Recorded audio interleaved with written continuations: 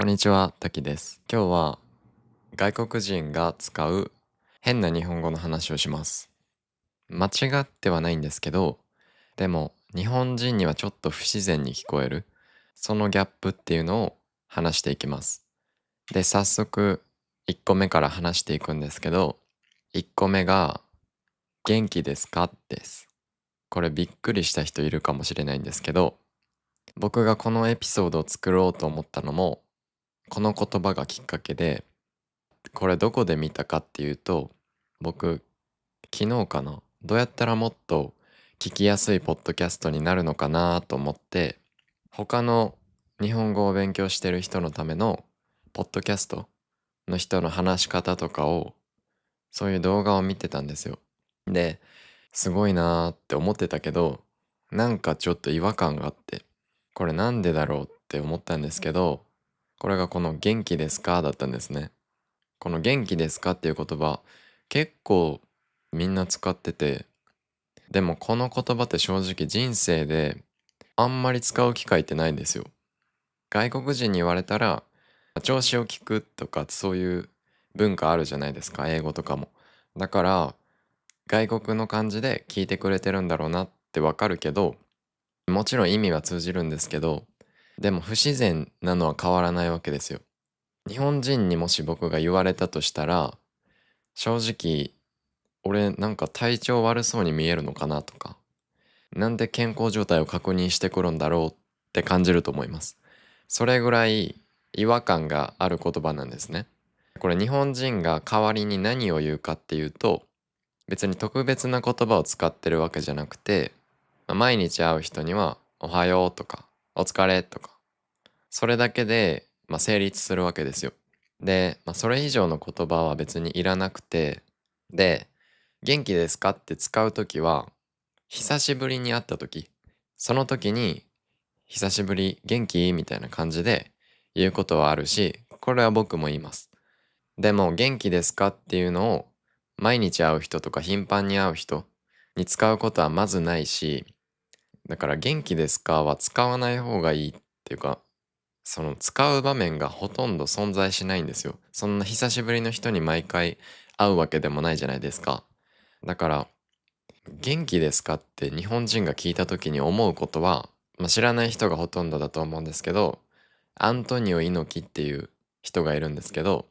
その人がいつも元気ですかみたいな感じで言うんですよ。だから、元気ですかって言われると、僕はその人を思い浮かべるし、結構な日本人はそのアントニオ猪木さんを思い浮かべると思います。だからそのぐらい不自然な言葉なんですね。で、二つ目が、私の名前はっていうのを最初につけること。だから主語を毎回つける問題なんですけど、これ結構心当たりある人多いと思うんですけど、これ多分教科書にもね、入ってると思うし、最初に習う自己紹介とかで覚えてる人がほとんどだと思うんですけど、でも日本人の自然な自己紹介とかは、滝ですとか、滝と言いますみたいな感じで十分で、私の名前はっていう前置きをつける人っていうのは日常でほとんどいないです。ちょっとスピーチの原稿を読んでるんじゃないかなみたいな、なんか堅苦しいようなそんな感じが出て、すごい距離を感じるというか、ロボットっぽいなって思います。で、これもなんでなんだろうと思ったけど、英語とかだったら、もちろんね、省略することはあるけど、基本的に主語が必要じゃないですか。だからその構造をそのまま日本語に持ち込んじゃって、それで間違ってる人が多いんじゃないかなと思ってて、で、日本語っていうのは主語を省く言語だと思ってください。だから英語と根本的にちょっと発想が違うんで、英語では多分誰が何をするのかっていうのをはっきりさせると思うんですよ。でも日本語は主語を省いても言わなくても伝わるんですね。それが日本語なんですよ。で、それが自然な日本語で、だからむしろ毎回私はとか僕はってつけるとなんか不思議なんですよ。これが日本語の普通だと思ってください。もちろん日本人も主語を使うことはあるんですけど、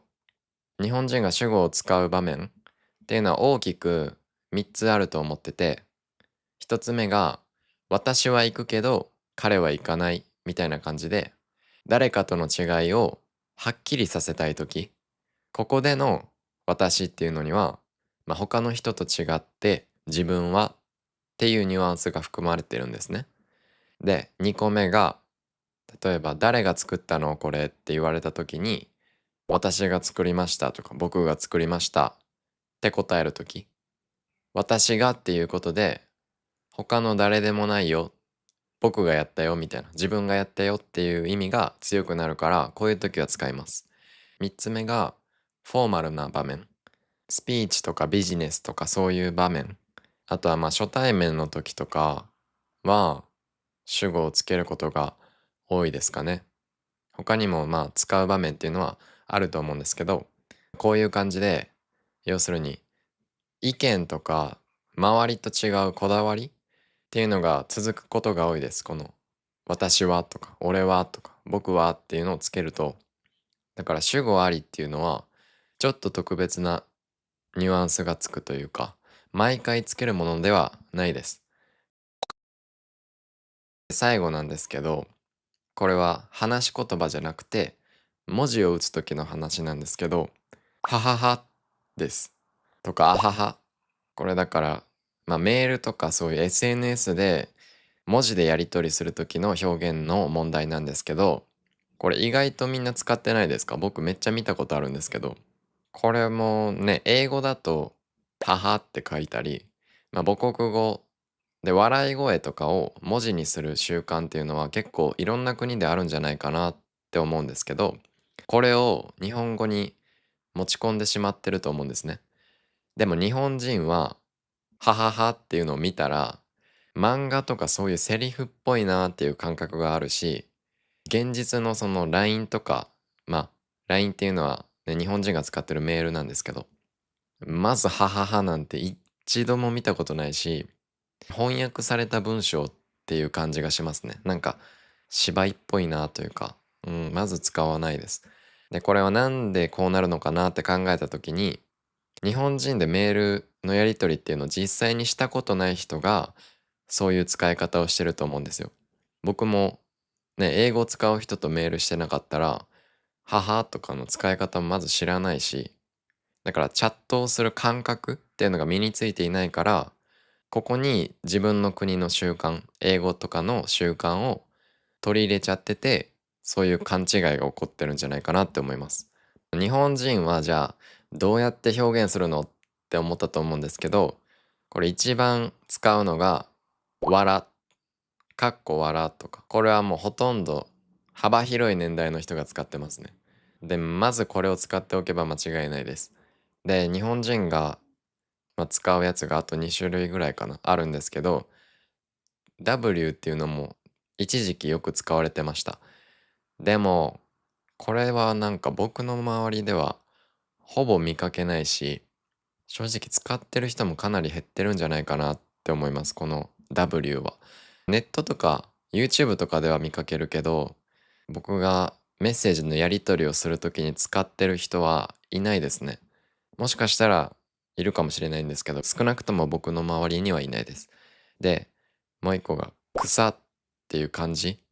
草なんですけど、これもネットの言葉だと思います。僕はまず見たことない。メールをするときにこれは見たことないし、これもだから YouTube とかで、その視聴者がコメントするときに草とか使ったりしてるイメージがあって、これはなんか客観的に冷静に突っ込んでる感じを出したいときに草ってつけてるイメージがあります。だから W と草はまず使わない、僕は使ったことないですね。みんなが迷ったらまずはわらっていう文字を使っとけばいいです。なんかカッコがつく人もいるし、カッコがつかない人もいるんですけど、ちょっと年上の人とかはカッコ笑いってつけてるイメージがあるんですけど、ちょっと若い世代とかはわらだけの人も結構いますし、あんまり僕の周りはもうわらだけカッコつける人はそんなにいないですね。だからこういうのも日本人とメールのやり取りしていくと、そういう感覚が身につくと思います。この3つは別に意味もわかるし、日本人には伝わるんですけど、日本人が聞くとやっぱり変だなって絶対思うし、なんか日本人ではないんだなっていう感覚があります。だからこれは何でかっていうと、自然な日本語っていうのは文法だけじゃないわけですよ。日本人が毎日言葉を使っていく中で作られてきた言葉の感覚みたいなものがあって、教科書にはそれが載ってないんですね。だから文法を勉強するだけじゃこのギャップは埋まらないし、でも逆に言うと、このギャップっていうのを知っていくのが日本人らしくなるというか、これが日本語の面白いとこだと思います。で、じゃあどうすれば自然な日本語が身につくのって思ったと思うんですけど、これはもちろん文法の勉強だけでは限界があるってことですよね。だから実際の日本語を大量にインプットすることが一番の近道だと思います。もちろんだから日本人とメールとかそういうやり取りをするのも笑いの表現とか、書き言葉ですね。本当に使われる書き言葉の使い方の感覚は身につくし、あとは漫画を読むとかでもいいし、このポッドキャストを聞くとか、ドラマを見るとかでもいいですけど、日本人の生きた日本語に触れていくことで、教科書には載ってない本当の日本人の感覚っていうのが分かってきます。今日話したちょっと変な日本語っていうのも、実際に日本人とやり取りしていく中で、なんかちょっと反応が薄いなとか、この表現の方がいいのかなっていう経験をちょっとずつちょっとずつやっていくことで、少しずつね、そういう感覚っていうのが身につけられるし、間違いながらこうやって使っていくのが自然な日本語っていうのの一番の近道だと思うんで、もちろんアウトプットっていうのも恐れずにやってください。はい、じゃあ今日も聞いてくれてありがとうございました。チャンネル登録、高評価お願いします。じゃあまた次のエピソードでお会いしましょう。バイバイ。